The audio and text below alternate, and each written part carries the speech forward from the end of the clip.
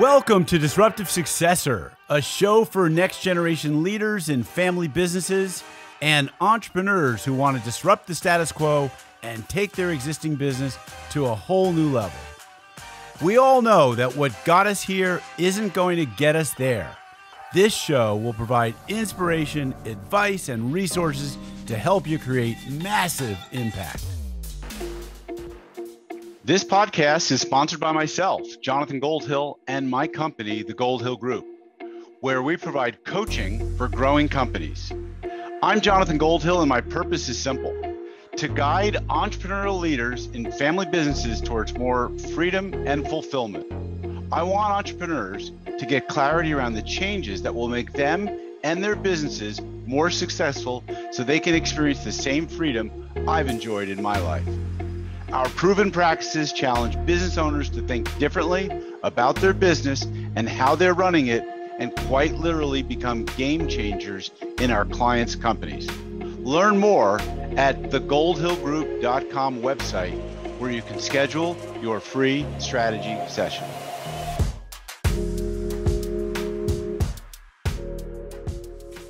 Hi, it's Jonathan Goldhill, and welcome back to another episode of the Disruptive Successor Show. Far too many sacrifice their health to build wealth, when with the right approach, these can be synergistic.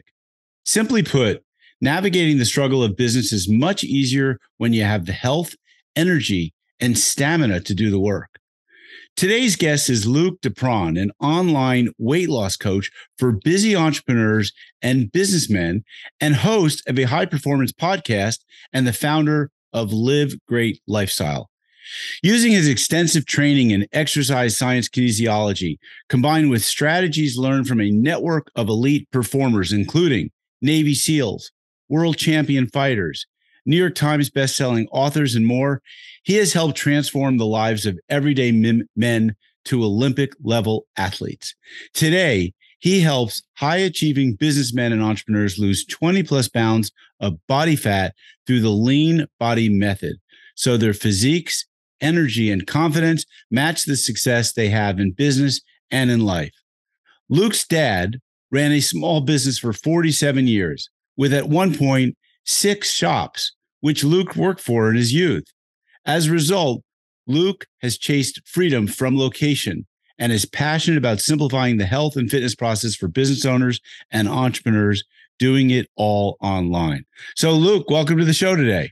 I appreciate it, man. Thank you for inviting me on. I'm looking forward to diving in on all things health and fitness. And I will say this right in the beginning, for any ladies listening, yes, I work with men, but this content is still relevant to you. So there's really very little that has to be approached differently for women.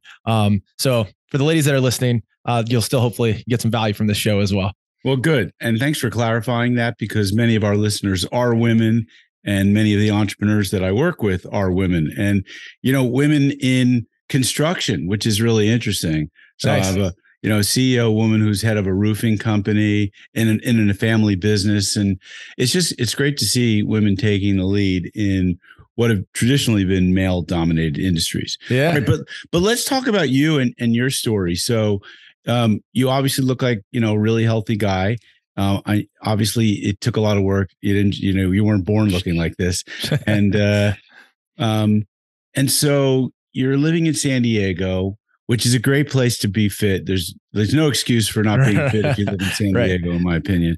But you come from the Midwest, and I understand that your father owned bicycling pedal stores, places where guys would come in and buy, fix their cycles. So you probably were exposed to the importance of being fit, but what are some of the things that you learned from growing up in the Midwest with a dad who was a shopkeeper?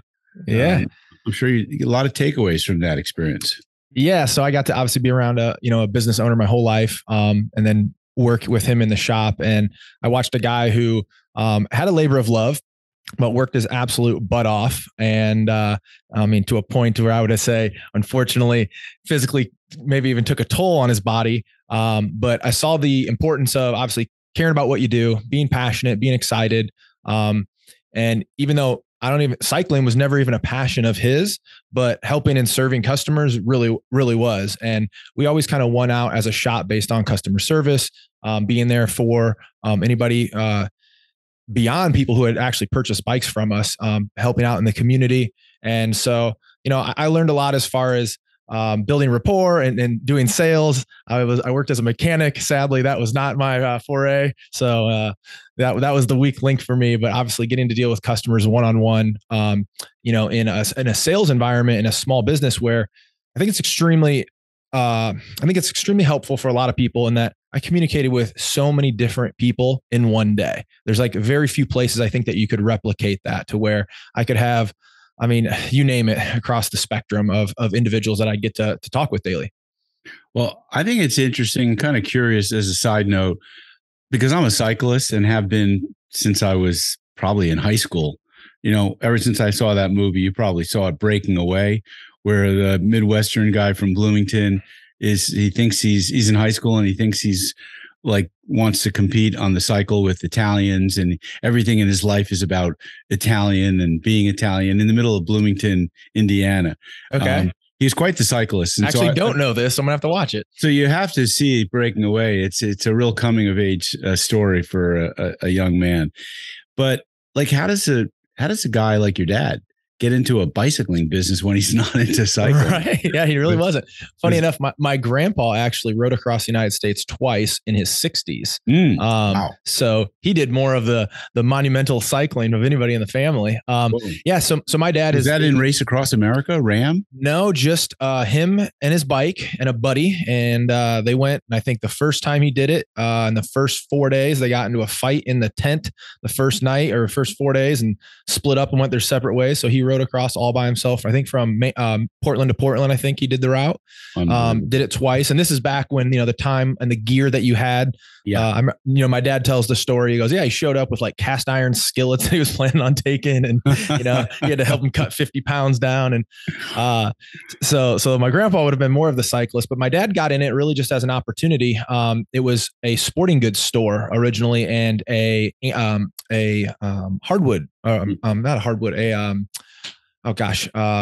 like a Home Depot type store. Hardware, right? Hardware. Thank you. Yeah. That's the word I'm looking for. Mm-hmm. And it was a high school, a guy who was a couple years older than him, wanted him to come in and work as a manager. And I think he came in when he was like 19 after getting kicked out of school out of college for gambling on too much pool, and came in, worked, and then ended up buying the shop, and slowly over the course of a couple of years realized cycling and cross-country skiing would be where it is. Finally narrowed it down to just cycling. In the 80s, he had a BMX bike racing team that, I bumped into a guy out here who's kind of a legend in the 80s, and he knew some of the guys from that team. So he was big in the BMX world. And again, when I say like played fully out in something that probably wasn't innately his passion, he did a lot of, and even in that for that sport, and was the first to have a mail order catalog in the cycling industry, and did a lot of stuff, did a lot of wacky marketing stuff back in the day before my time, like things like freezing a bike in a block of ice and putting it on the roof. And then whoever could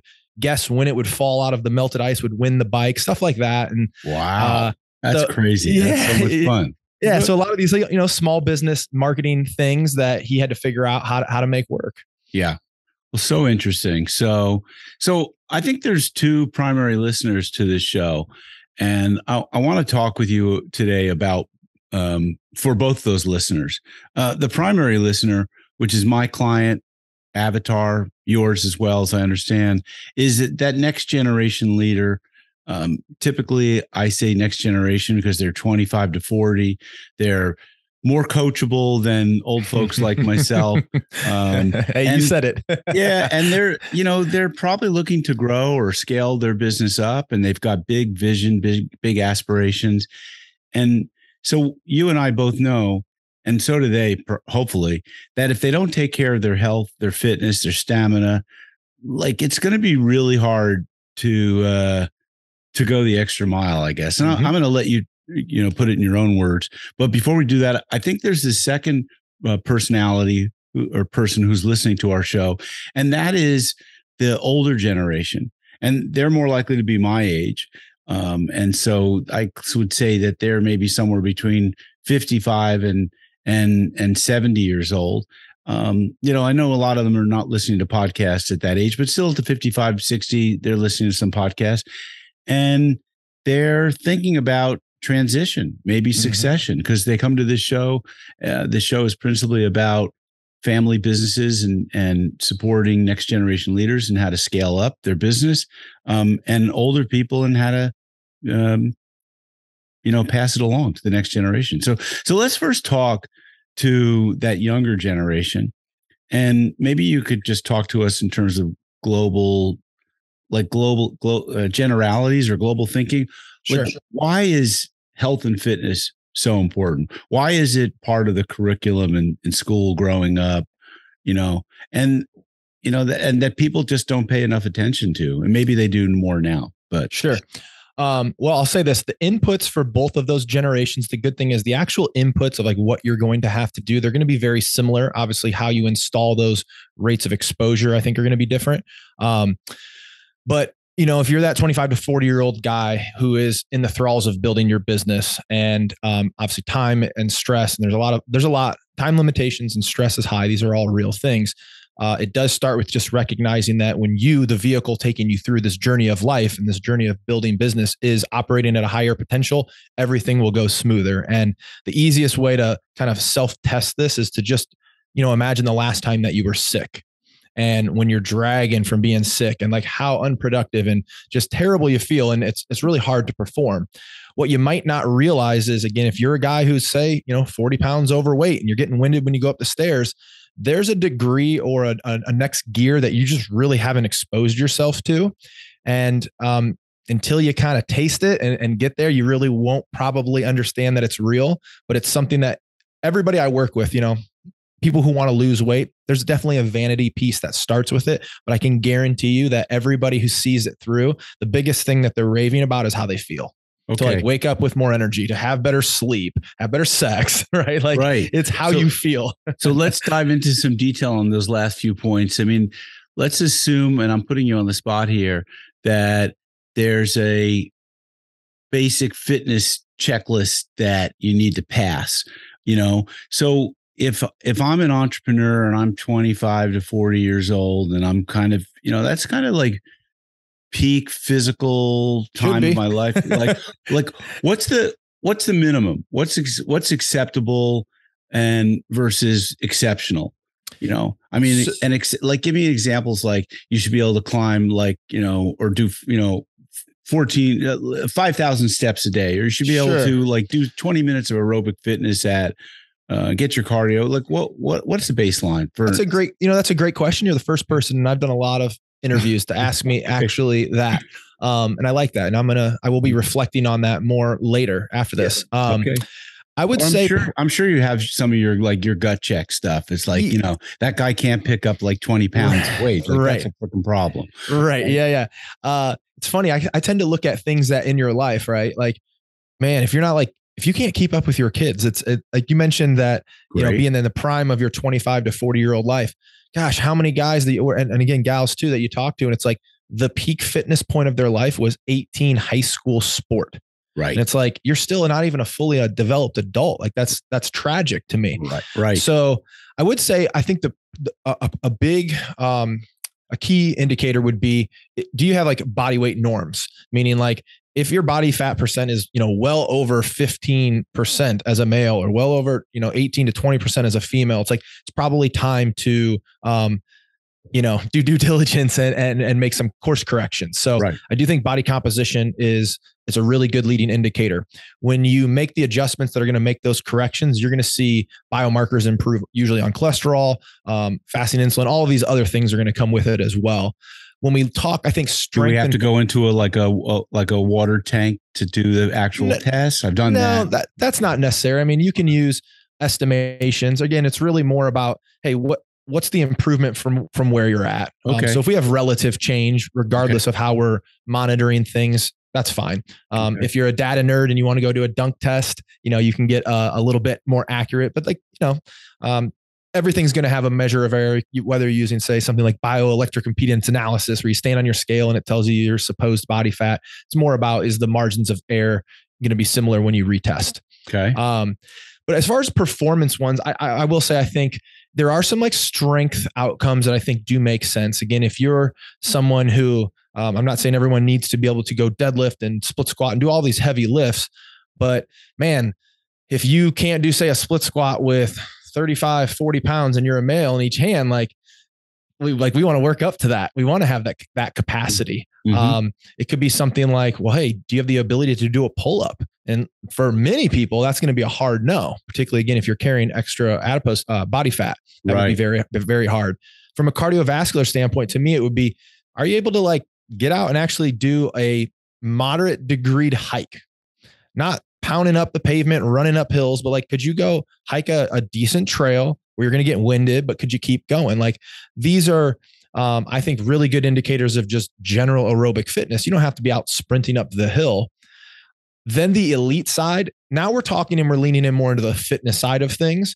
And here we do have to have a conversation of the difference of there is health and fitness. And I think those two can merge, but the further we go into the fitness side of things, we're possibly moving away from certain health outcomes. And so I think this is what a lot of people are exposed to: high level fitness activities, and they're misunderstanding that that's what they need to integrate into their life to get really good outcomes that they want. I.e., you're a really busy guy in your business. You probably don't need to go live the lifestyle of a professional bodybuilder or a professional athlete to get the outcomes that are actually going to serve you. So when we start talking those extreme sides of like, wow, you got your mile time down below, to a 5:30 and you're doing a 2.5 times, back squat, probably unnecessary for the majority of people. Yeah, well, I would agree. But I think, so let's talk also in general about stamina, mindset, confidence, energy level. I mean, how do you see those all connecting to each other? Or how do you communicate the importance of one and how it's connected to the other?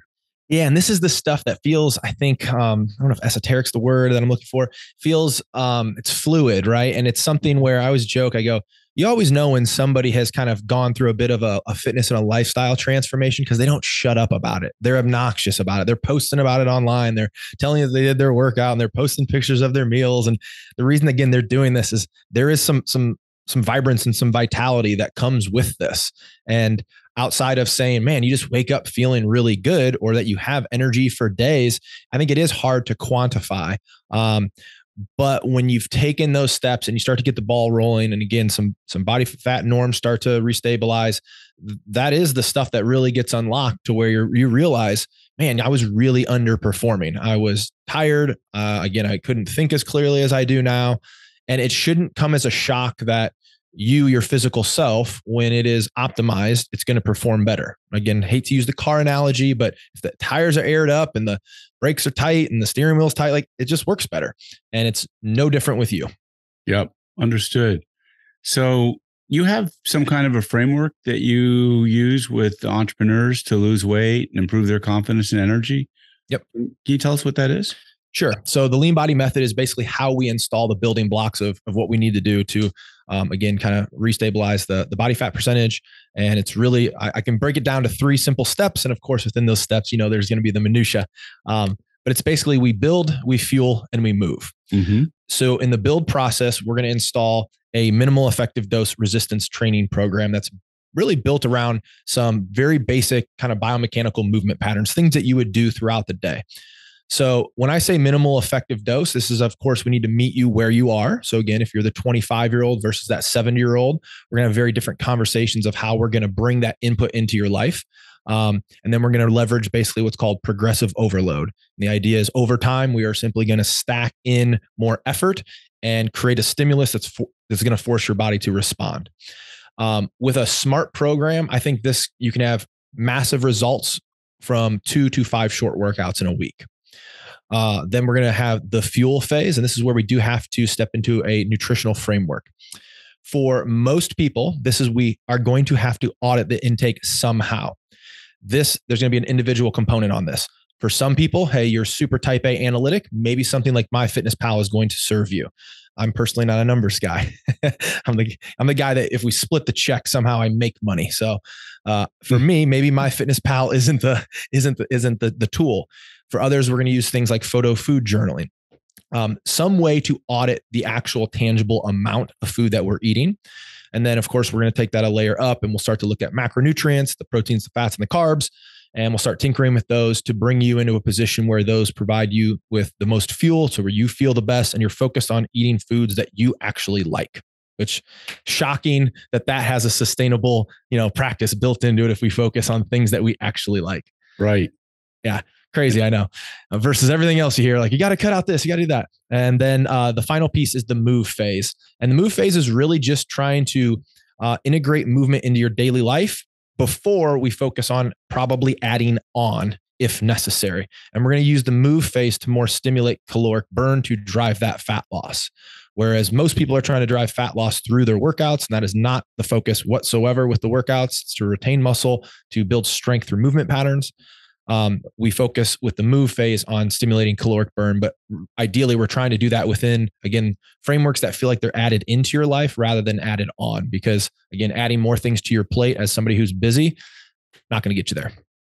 And so how does any of this change with guys like your dad, my age, guys like me? Do you approach this differently? Is it the same philosophy, just more moderated? It's the same. It is the same philosophy. And I've worked with guys. I've had some, how old was he? He was in his 80s. Maybe I want to say like, maybe not 88, probably 84. The inputs are going to be the same, but how we can deliver those and like the rate of change is probably going to be slower. So at a guy your age at 60 plus, now we have to start really being very careful that we're not going to expose you to a situation that is going to create muscle loss. Mm-hmm. Because obviously strength, as we age, we are going to see those markers go down, and we want to retain our muscle and our strength as we age. I mean, this is what, again, the rapid aging thing will come from. So with that, we do have to be a little bit more moderate if we're trying to lose body fat, because as we lose body fat, we do tend to lose muscle mass as well. So those rates of changes are going to be a little bit maybe more moderate, whereas somebody who's younger can maybe push the envelope a little bit more. Obviously somebody who's younger is going to have, particularly if we're talking with men, they're going to have a better testosterone level. Sure. So they have that working for them as well.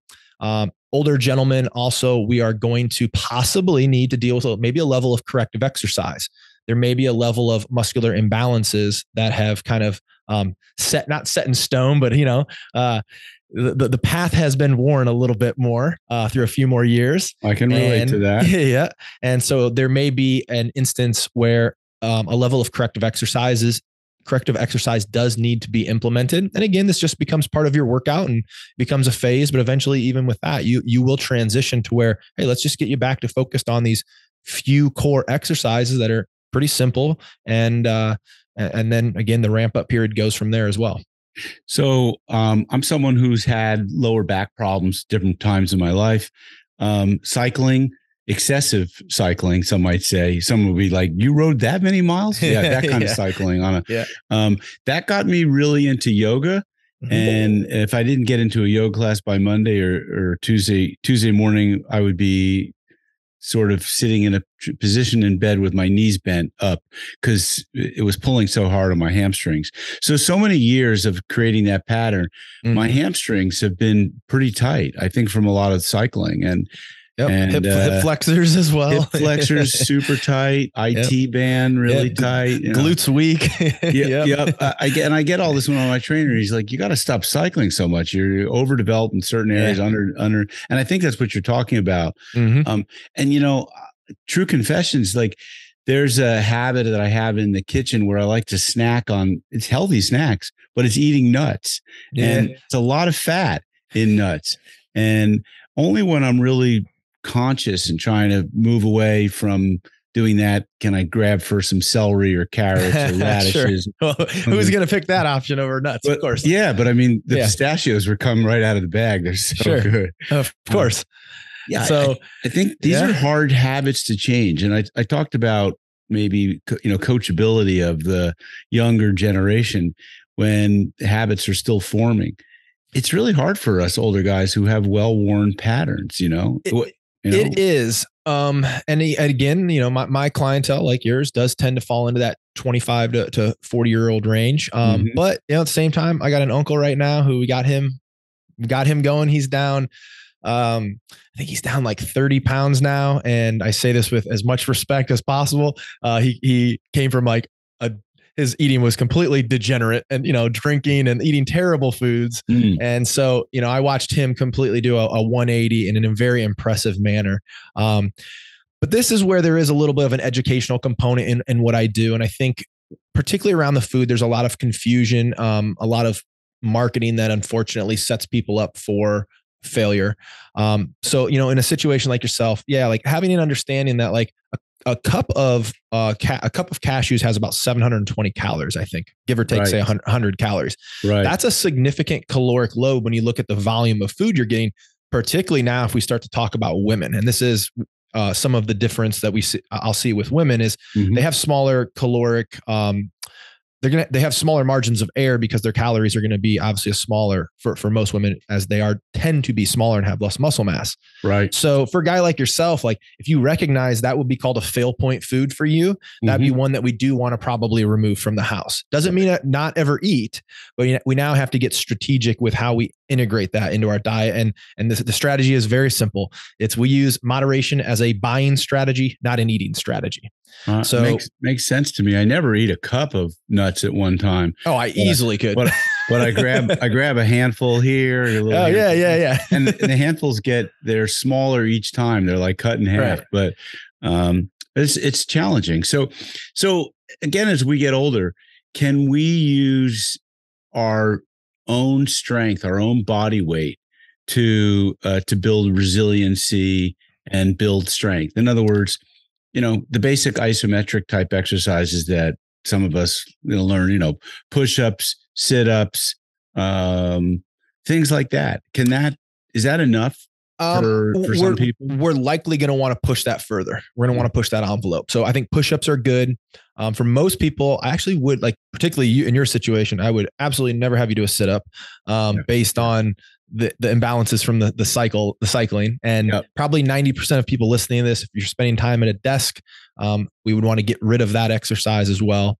But in general, over time, you would be surprised that we could push that progressive overload.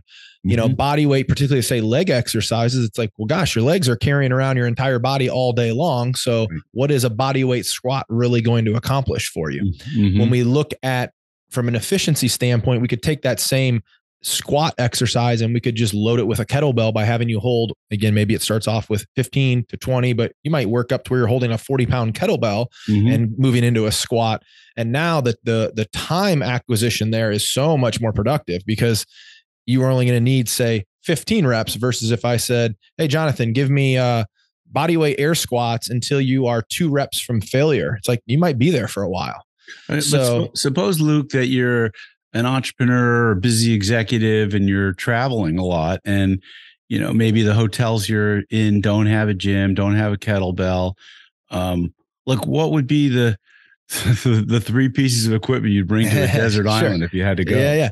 Well, so and I do have clients that run into this situation. Sure. Things like TRXs, I think are going to be useful for some pulling type exercises, but in a pinch, if you absolutely have to go into some body weight exercises, sure. There will be ways to, again, create a little bit more demand, which would be, we would increase the rep count. We would decrease the rest periods to try to force some of that overload. And ultimately this is like, yeah, man, you do what you can with the Benjamin Franklin quote, do what you can with what you got with where you are. Gotcha. And so I love it when I have a client who's like, man, I'm in the gym. They shoot me a message and they're like, I thought I was going to be at a gym or a hotel with a gym. There's nothing. Boom. We come up with something. They get it in. And then eventually when they get back to, their more normal situation, they ramp back up. So as long as you're staying in the game, you can still make some progress. Gotcha. So what do you find are some of the biggest challenges for people in creating the discipline or regimen? I find that I'm guessing it's similar to business coaching where it's changing the behaviors and reinforcing them and then having the discipline to make a permanent shift. What's your experience? So, 100%. So the first part is not to say we got to do the mindset work, but we do have to step in and accept that there's value in doing the work. And again, if you don't think that there's going to be an outcome of, again, if you don't think losing 25 pounds that you need to lose is going to like radically shift things for you, like you better step in with that belief. After that, we're really going to try to run on like systems and habits and really easy to use frameworks.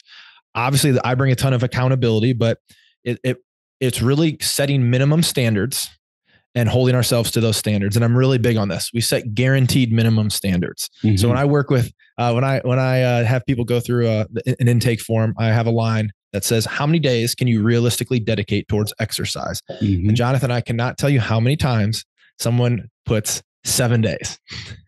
And I go, great. So then we get a call. I go, great. So how has that worked out for you in the past? And so for most people, it's like, hey, let's scale it way back, because with a correct plan, we can probably make it way more efficient anyway. You don't need to be in the gym 7 days a week. Right. So we're going to scale it back, and we're going to come up with what is the minimum guaranteed standard that you can commit to. Is it 2 times per week? And when I say minimum guaranteed, meaning no work call, no conference, nothing can come up. So we're going to plan for that. So if you're going to say 3, but something could come up, make it 2. You can always do more. You don't get credit for more. We set our guaranteed minimum standard. And now it is simply a test of congruency. And now you get to go into exercise more as a congruency test, as a growth factor of, hey, I'm becoming a guy who does what I said that I was going to do. And you can start to think about it that way. And then of course we do start, and I have, I hate to say worksheets because nobody wants to hear that, like very simple little videos, little frameworks for people to start thinking of, creating and crafting a new identity that's going to support these behaviors, setting and actually identifying hard lines. Again, a hard line for you would be like, yeah, I don't keep nuts in the house. Period. Like I don't smoke. I don't keep nuts in the house. Oh, I'll eat. Yeah, I eat nuts. If I was at the store, I might grab a small single serving bag, but yeah, no, I don't keep nuts in the house.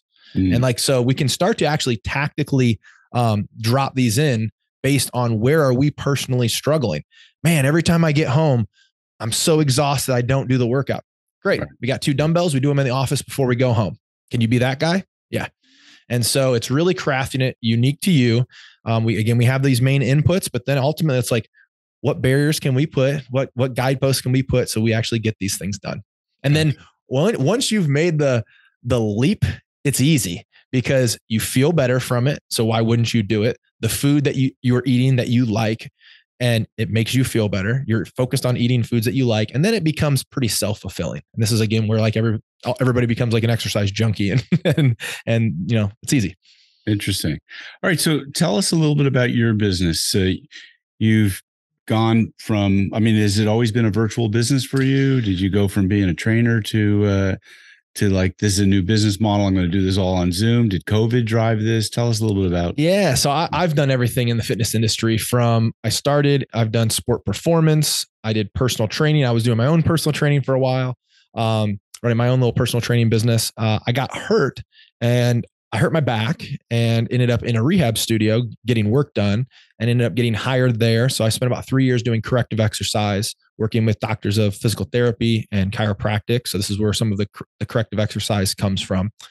And then I went back into doing personal training, and personal training was always the goal of personal training was always the passion of mine, helping people really make a lifestyle change. And again, what I described earlier, where it's like, man, to see somebody who feels really good, that's a really fulfilling thing. And again, it doesn't come because you look better. It comes from doing the work that required you to, doing the work that was required to get you there. And again, feeling better and sleeping better. And like hearing somebody try to describe what it's like to feel really good is fulfilling. And the problem with the personal training model is I saw it fail time and time again. And I would see guys who it's like, okay, they'd have a result. And then they would eventually, it's like, hey, all right, it's time. Like you've got there, time to go do this on your own.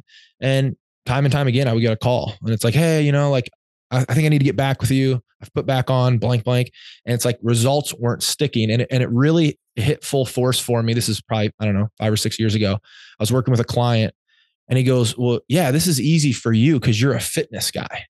And that like smacked me in the face because I feel like I'm the anti-fitness guy. I don't even work out at a gym. I've never done like a bodybuilding show. I'm like, again, you don't have to do all this crazy stuff.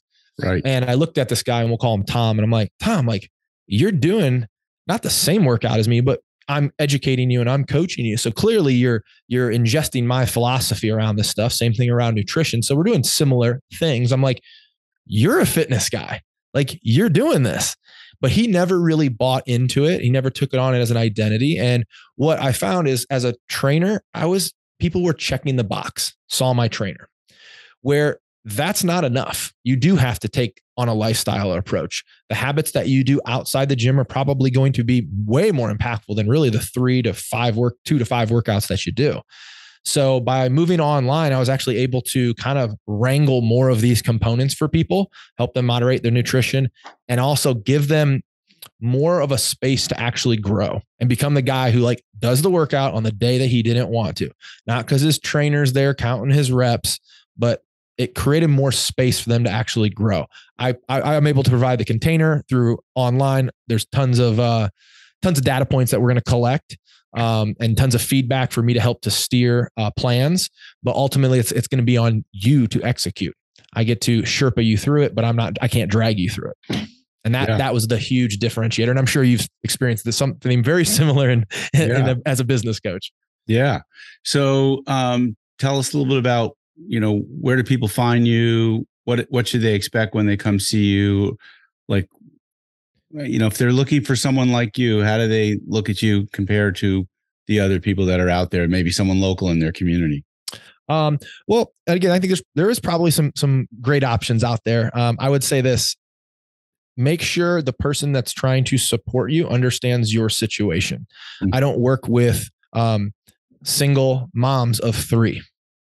But there's going to be some trainer that's going to tell a single mom of 3, well, come on, suck it up and get your 6 a.m. workout done. It's like, that's not realistic for her lifestyle. Mm-hmm. I do specifically work with busy entrepreneurs and businessmen, and I understand, and I've been around it long enough to where like, there are some unique challenges that they're facing. Again, when a deadline is really coming down to it, like, yeah, you may have to buckle down and you may like burn the midnight oil and you may be underslept, and yeah, you should probably skip that workout the next day.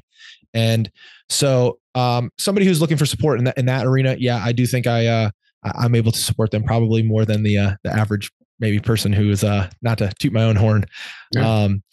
And if anybody is looking to connect, obviously livegreatlifestyle.com is the easiest place to connect with me. I tell people this all the time. There's no big sales pressure on my end. If somebody ever wants to have a conversation, I can't sell somebody on the idea of doing the work.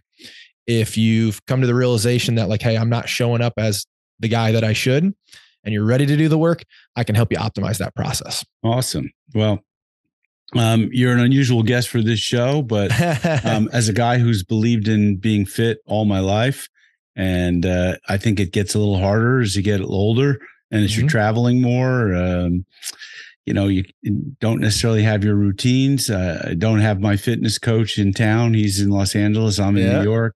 So I think it's really important that people have a fit body, that they eat right, that they sleep well, that they, if they have to, measure these things so that they can be at least at a beyond acceptable level, get to an extraordinary level, but at least be at a level where you're content with the results that you have.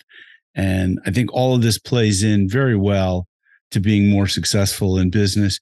They have a saying.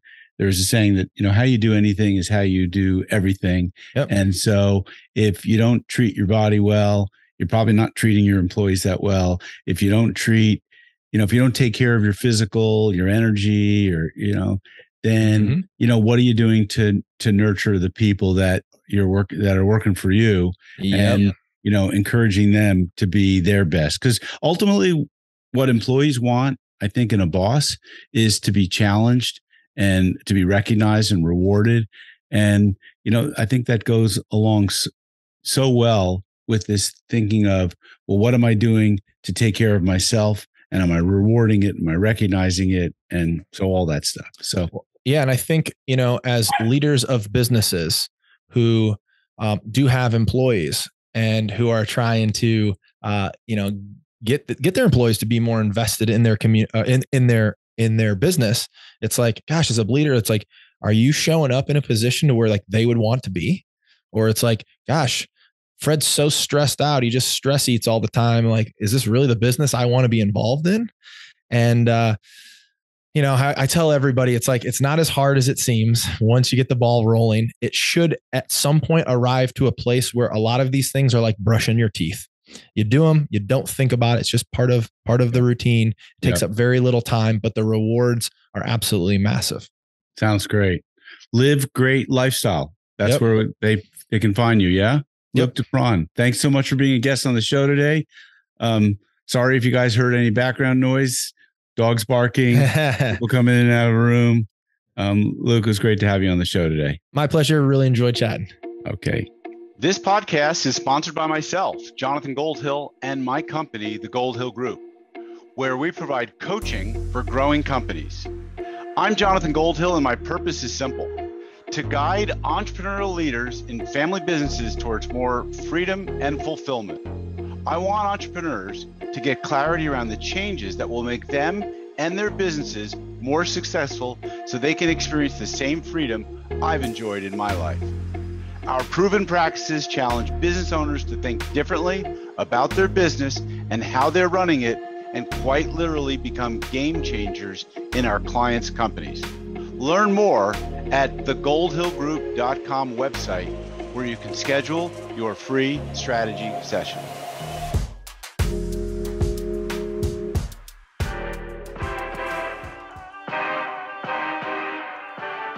Thank you for joining us on the Disruptive Successor podcast.